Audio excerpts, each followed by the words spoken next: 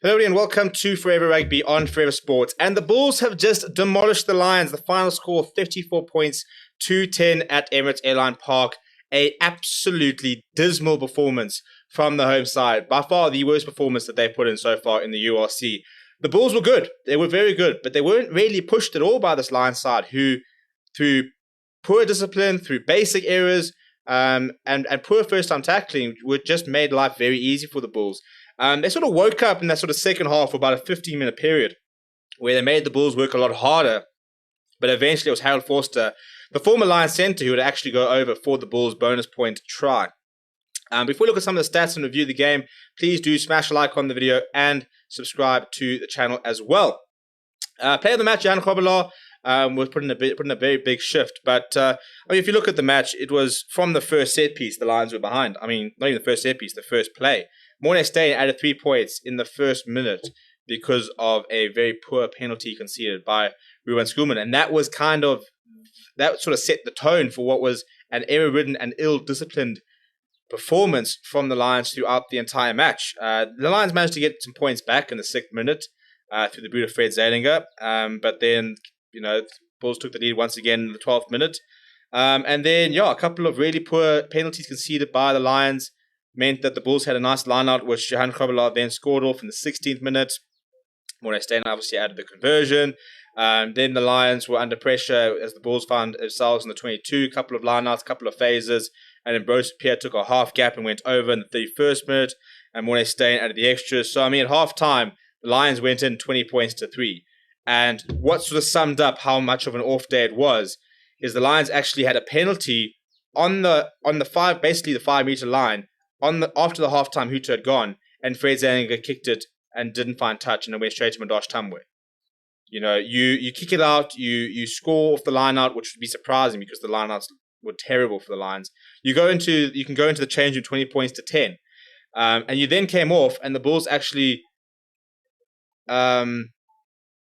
conceded 2 early penalties, which were kickable, and Fred Zalinger missed them both, and they were both very kickable penalties. So, had you gone into half-time at 20 points to 10 and then gotten those, you're suddenly 20 points to 16 after 45 minutes. But they couldn't take their chances. Arno Buerta then went over for a pretty easy try, pretty poor defense. Ruben Okia got a yellow card, which allowed the Lions to eventually set up a decent early more. But then, it was Harold Forster who had the last say in the 74th minute. You look at some of the stats, and this is where it gets frustrating, because the Lions actually had more possession. 52% possession to 48% possession, 46% territory though. The Lions played most of the game inside their own half. The Bulls ran double the amount of meters, beat 15 defenders to 12, had 3 clean breaks, had double the amount of gain line carries, and far more offloads. That offload game for the Bulls is actually becoming quite impressive. The Bulls had more kicks in hand, as you'd imagine. But if you look at the tackle success rate, 86% for the Lions, 88% for the Bulls. The Lions missed half their goal kicks. The Bulls didn't miss a single kick. 93% ruck success rate compared to 98% success rate. The Bulls, 16 out of 16 lineouts. The Lions, 16 out of 20. And it's actually less than that. That was definitely wrong because they definitely lost at least 5. What are you supposed to do when you can't win a lineout? It's such an important part of the game, and the Lions just could not get it right at any stage.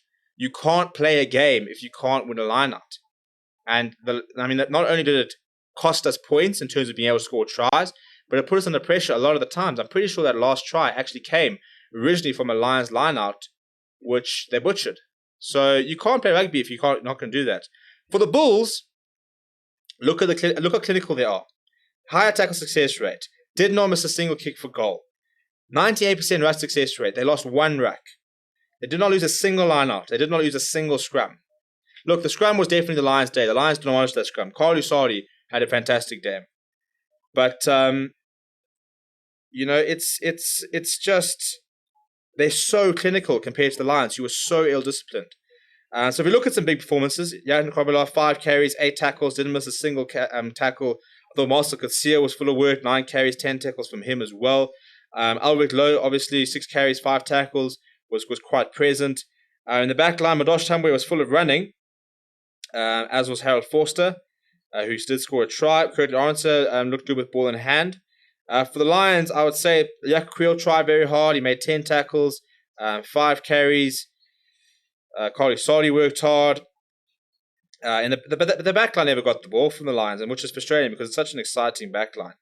That they do not use it is going to kill you. But for the Bulls, far too good in the day, far too clinical. They were the better side. They deserved every single one of those points.